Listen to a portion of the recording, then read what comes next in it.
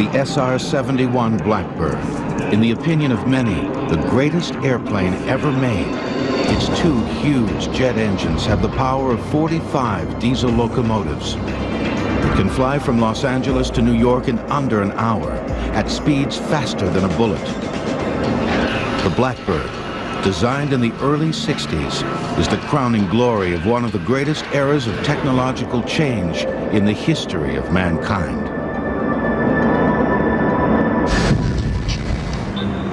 The Jet Age.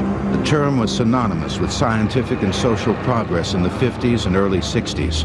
The Jet Age conjured up not just a technological revolution, but a radical change in the way human beings thought, acted, and lived. And the Jet Age was powered by this. The blast of hot gases out of the end of a metal tube, one of the simplest ideas for an engine in history. Any child who's ever blown up a balloon, then released it to zoom through the air as it deflates, has seen how jet power works. The most common form of jet engine today is the turbojet. It uses spinning compressor wheels at the front end of the engine to compress the incoming air. The air is then mixed with fuel and ignited. The blast of exhaust gases out the back propels the engine forward, as well as rotating turbine wheels at the back, which turn the front compressor wheels on the same shaft.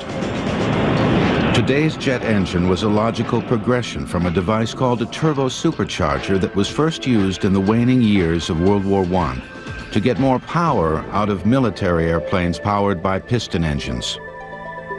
Here was a case where technologists were trying to allow the piston engine to breathe, if you will, more efficiently at high altitude.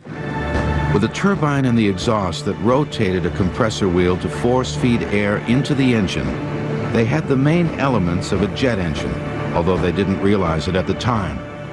Ironically, for all their insight in developing these turbines, which had to operate in a very high temperature exhaust environment, for all that insight, they missed the significance of directly connecting the turbine to the compressor. Propeller-driven piston-powered aircraft had a built-in speed limitation because propeller blades lose sound. In the early 1930s, a few far-sighted aircraft engineers in Britain, Germany, France, and Italy began toying with the idea of eliminating the piston engine and the propeller altogether. It might be possible, they thought, to power a plane with a device not all that different from a turbo supercharger, but bigger and more powerful.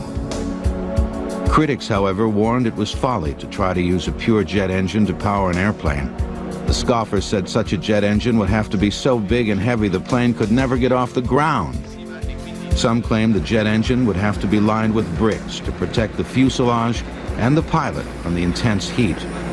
But a few young scientists persisted. One of them was Britain's Frank Whittle, who first wrote about the idea of jet aircraft in 1928, when as a cadet at Cranwell Military School he turned in a thesis on the possibilities of powering airplanes with a gas turbine engine or turbojet. After graduation from Cambridge University, Whittle began putting together a demonstration turbojet. His first model ran so erratically it almost exploded, and it would be 3.5 years before he had a working model. But it was too weak to power an airplane. Whittle had been given unusual treatment by the Royal Air Force. He was placed in selected positions so that he could continue to develop his radical ideas. The irony of it is that when it came time to really back his ideas, the British government backed away from it. He didn't get the support that he needed. Whittle had no way of knowing that at the same time in Germany, another bright young engineer was working on exactly the same idea. Hans von Ohain had convinced one of Germany's leading airplane manufacturers, Ernst Heinkel, to let him build an experimental turbojet in 1936. Within a year, he had a viable engine. And in August of 1939, the Heinkel HE-178 rolled down the runway and lifted into the sky. The world was about to change. The first jet engine was in the air. Germany was not about to announce to the world that it had just created the first turbojet airplane. The German Air Ministry recognized that they had a potential wonder weapon, and they also realized they would be at war very soon. The ratio of the speed of an airplane to the speed of sound, called the Mach number, was determined by the Austrian scientist Ernst Mach in 1887. Jet engines will return on Modern Marvels. We now return to jet engines on Modern Marvels. In September of 1939, less than a month after the test flight of the world's first jet fighter, Germany invaded Poland. The war was on. But the work on getting a jet fighter into mass production still proceeded slowly. In 1939 and 40, there was no great impetus in Germany to develop the jet engine. The Luftwaffe felt invincible, and their propeller-driven aircraft were doing just fine. In early 1940, they destroy the Low Countries and the Scandinavian countries, and then they're threatening Great Britain. And what happens? In the late summer and the fall of 1940, Germany loses the Battle of Britain. Now, that is the moment when you start seeing a stimulus. Now they suddenly realize we need something else. Although Ernst Heinkel had flown the first jet-powered test plane, he was now in a race with his arch-rival, Willy Messerschmitt, to develop the first mass-production jet fighter for the Luftwaffe. In April of 1941, Heinkel was the first into the air with his fighter prototype, the innovative HE-280. But a year later, his competitor Messerschmitt had an even better jet fighter, the Me-262. The 262 was a superior airplane, had higher speed, higher range, better armament package, so it was selected for production. It was designed basically to destroy American bombers. It could do that very well because it had a tremendous speed advantage over them. It had a tremendously powerful cannon armament to do that. 17 Me-262s were ordered for tests and evaluation. When Nazi air ace Adolf Galland came to Messerschmitt's test center to fly one, he was amazed at its effortless power and speed, which far surpassed the performance of the Luftwaffe's piston engine planes. Accompanied by only a whistling sound, my jet shot through the air. This is not a step forward, this is a leap. It will guarantee us an unbelievable advantage, so long as the enemy sticks to piston propulsion. Meanwhile, in England, Rolls-Royce had taken over development of Frank Whittle's turbojet, and together with the Gloucester Aircraft Company, they created the Gloucester Meteor twin-engine fighter, which had its first test flight in March of 1943. But the Germans were the first to send squadrons of jet fighters into battle. 225 Me-262s were delivered to the Luftwaffe in 1944. Allied pilots would soon be shocked to see this completely new bird of prey swooping down on them at speeds that seemed impossibly fast. I think from an Allied pilot standpoint, what they were astonished at was encountering a fighter that could put its nose up and seemingly defy gravity and simply climb vertically away from them. That came as a real shock. U.S. fighter pilot Bob Hoover, shot down over the Mediterranean in 1944, saw his first jet from a German prison camp. I thought, my goodness, we've lost the war, because it was going so fast. I couldn't believe that there was anything like that in existence. And I thought, boy, I might be in this place forever. In one of the largest aerial armadas in history in March of 1945, the Allies sent 1,200 Flying Fortress bombers to attack Berlin, escorted by more than 600 piston-engine fighters. The Germans scrambled 37 Me-262 jet fighters to intercept them, and the lightning-fast jets, although outnumbered nearly 50 to 1, managed to down 8 Allied bombers and 1 fighter. But the Me-262 came too late to make a difference in the war's outcome. From 1944 onwards, as the war worsened for the Nazis, German jet design began to show signs of desperation. some of these fighter concepts were utterly bizarre. And so you started seeing weird little fighters like the Heinkel 162, the so-called Volksjäger, built out of plywood with a jet engine on the back of the airplane behind the pilot, or the Messerschmitt 163 Comet, which was a rocket-propelled fighter that used two hypergolic fuels. In other words, when the fuels were mixed, they would spontaneously combust. That was actually far more dangerous to its pilots than it ever was to the Allies. You had piloted surface-to-air missiles, the Bacham Natter. You had piloted air-to-surface guided bombs. Many of these would have required years. Some of their projects would have required decades to develop. The price of these ineffective projects was fewer effective planes like the Me-262 and the Arado 234, the world's first jet bomber. Meanwhile, the British, led by Frank Whittle, had their first jet fighter ready to go in late 1944. Called the Gloster Meteor, it helped intercept German V-1 buzz bombs, which were powered by a pulse jet engine that took intermittent gulps of air, producing the strange sound that gave the buzz bomb its name. The British Gloster Meteor and the German Me-262 never met in battle. The war was over before either of them could have any impact on the outcome. The U.S., lagging far behind, would not have an operational jet fighter until after the war was over. And during the war, U.S. military authorities initially had no idea how far behind they were. Aircraft engine manufacturers in the United States had shown little interest in developing jet engines. They were making millions selling piston engines to the military. They also had very little incentive to take great, bold leaps, if you will, because of the funding that was provided by the military. The military didn't provide funding for experimental research.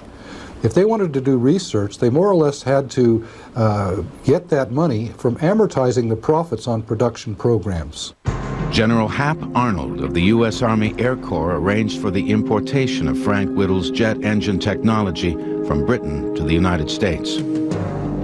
The General Electric Company in Lynn, Massachusetts, under conditions of great secrecy rivaling the Manhattan Project, began developing an American version of the Whittle jet. The GE engine, based in an American testbed airplane called the P-59 Aerocomet, powered the very first American jet airplane. Secret testing of the P-59 began in 1942 at Muroc Dry Lake, California, now known as Edwards Air Force Base, which was used as a training base for young pilots learning to fly piston engine fighters. To disguise the P-59, a fake wooden propeller was placed on its nose when it was moved across the base. Pilots on the south end of the lake were not really quite certain what was going on, but every now and then some would return to base with stories of an absolutely incredible encounter. They would be flying along and all of a sudden an airplane would fly alongside with no propeller on it whatsoever. They were probably even a little more disturbed when they peered up into the cockpit and saw what appeared to be a gorilla wearing a derby hat and waving a stogie at them. Well, that gorilla wearing the derby and smoking the stogie was Bell's chief test pilot, Jack Willems. Jack decided that it would be a thrill enough to fly a jet alongside them, but he'd go one better. Went down to Hollywood, got a gorilla suit, got the stogie, got the derby, and he was off and running. And apparently, the shrinks here on base managed to convince these guys that they had not seen what in fact they had seen. Because after all, everybody knows an airplane can't fly without a propeller. Jack Willems would later lose his life in 1946 in the crash of a plane he was preparing for an air race. But the P-59 that Willems helped test would pave the way for an exciting new generation of U.S. aircraft. The Boeing 747 has carried enough passengers to equal 1/4 of the world's population, about 1.5 billion people. Jet engines will return on Modern Marvels. We now return to jet engines on Modern Marvels. As testing of the very first U.S. jet continued at Muroc Dry Lake in California, it became evident that it was too slow to be the airplane the military was hoping for. the P-59 would have been a very comfortable, nice propeller-driven fighter. What it is it's basically a piston engine propeller fighter without the piston engine, without the propeller, and with two jet engines buried in the wing roots. It had very little combat potential, but it was a tremendous learning tool. Completely unaware of the top-secret P-59 program, Kelly Johnson of Lockheed went to the U.S. military with a plan for a radically different jet aircraft. Willis Hawkins was a young airplane designer working for Kelly Johnson at the time. Finally, a senior colonel asked him to come into his office, and he said, first thing, you got to shut up about that airplane of yours. Secondly, we've got a twin-engined airplane that's flying today, jet engine, and it's no damn good. He said, if we give you a specification for an engine that's already running, will you go home and make us a proposal? 2 weeks later, Kelly Johnson submitted his unique proposal. And 3 weeks later, he had a contract to build America's first operational jet fighter, the P-80. It was the beginning of Lockheed's top-secret Skunk Works division, the advanced aircraft unit that would go on to build many legendary airplanes, including most recently, the Stealth Fighter. He was given a contract to conduct at Lockheed virtually an experiment in not only in the aircraft but in production. He demanded and received authority to have a sequestered workplace, to have no government interference, to be able to do a minimum of paperwork. Starting with the P-80 program, one of Kelly Johnson's rules at the Skunk Works was never to separate the engineering department from the manufacturing department. Willis Hawkins saw the value of that rule when he was in the office of one of the F-80's designers, Irv Culver. The manufacturing department on the floor below called up to say they needed a part designed to brace a small curved section of the bulkhead. Well, Irv said, let's go down to the shop. And he took a piece of cardboard and fiddled with it and cut it with scissors until it fit, bent up the edges, and he said, make it like that out of 060 aluminum. And the guy said, fine. And Culver said, bring it back, I gotta make a drawing of it. And that was what was meant by the communication with the shop. The all-new P-80 could fly at 560 miles an hour, about 150 miles an hour faster than the P-59. Bob Hoover, who saw his first jet from a German prison camp, was now a test pilot in the P-80 program, contending with early jet engines that after 5 hours would overheat and malfunction. Those days we didn't have ejection seats, and you knew you had to get it on the ground quickly or you were in a lot of trouble, because if the front light came on, that meant it's going to blow up pretty quick. In the world of fighter aircraft, models like the P-80 were designated P for pursuit. That changed in 1948 when the P became an F for fighter, as in F-80. The F-80 Shooting Star became America's first production jet fighter in 1944. It led to the more advanced and powerful F-84 Thunderjet in 1946. It was the first U.S. jet to have an ejection seat, an idea that was copied from the Germans. Bob Hoover was the first to use one in an emergency, or at least try to use one. It happened when the jet engine on his test plane suddenly malfunctioned. It's very abrupt when one of the jet engines freezes. That whole airplane lurches like that. And now it's just pitching over and I'm completely out of control. And so I thought, well, here we go with this seat. And so I reached down and pulled the handle and nothing happened. Then I opened the canopy and was sucked right out. And the reason for the ejection seat is to get you over the tail to avoid killing the pilot by hitting the tail. I went right into the tail and broke both legs right through the knees and landed way up in the Antelope Valley there. Near death from shock and exposure, Hoover was eventually picked up by a farmer who saw his parachute in the sky and searched for the downed pilot for hours.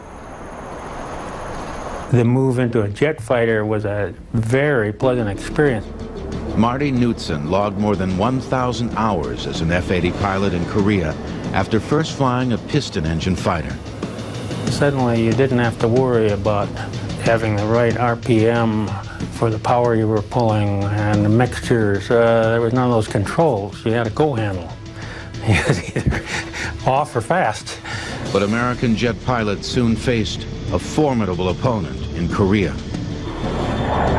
In November of 1950, an airplane appeared which absolutely shocked us, the MiG-15. It's a Russian-built airplane powered by a derivative of the Rolls-Royce engine, which England, either through stupidity or somebody's treasonous effort, had sold to the Soviet Union at a time when it was very, very foolish to have done so. It gave the Soviet Union engine industry a massive injection of technology. Immediately, the whole stakes in the air superiority battle changed.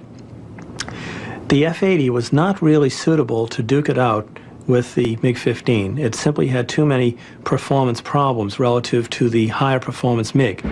The North American F-86 Sabre jet, which arrived later in the Korean conflict, came close to matching the Soviet MiG-15 in performance. Aircraft designers were playing catch-up with the dramatically higher speed capabilities of jet engines. The F-86 was the first U.S. jet to have its wings swept back at an angle, like the MiG-15s, which created better handling at high speeds. The F-86 wasn't quite as fast as the MiG-15, but flown by the better-trained U.S. pilots, the F-86s were just enough to redress the balance in Korea.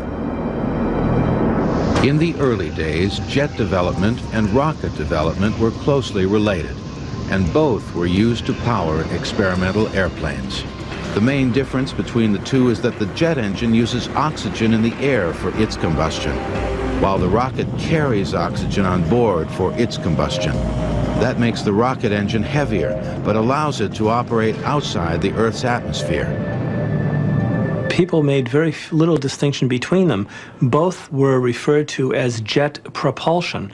The Jet Propulsion Laboratory, for example, when it was set up, was a laboratory to investigate largely rockets. There was this feeding process back and forth between the two. In October of 1947 at Edwards Air Force Base, Chuck Yeager in the rocket-powered X-1 did something many had predicted would never be done. He flew an airplane faster than the speed of sound. His chase pilot on the historic flight was his good friend Bob Hoover. Oh, it was considered absolutely impossible. There was a wall of resistance that no one could penetrate. With Yeager at the controls flying at nearly 700 miles an hour at 23,000 feet, the rocket-propelled Bell X-1 became the world's first supersonic airplane. But jet engines soon proved they were just as capable as rockets of breaking the sound barrier. In 1953, the North American YF-100 became the first jet fighter to break the sound barrier in level flight. It was powered by the highly successful and versatile J-57 jet engine made by Pratt & Whitney, which had become the second U.S. manufacturer of jet engines along with General Electric.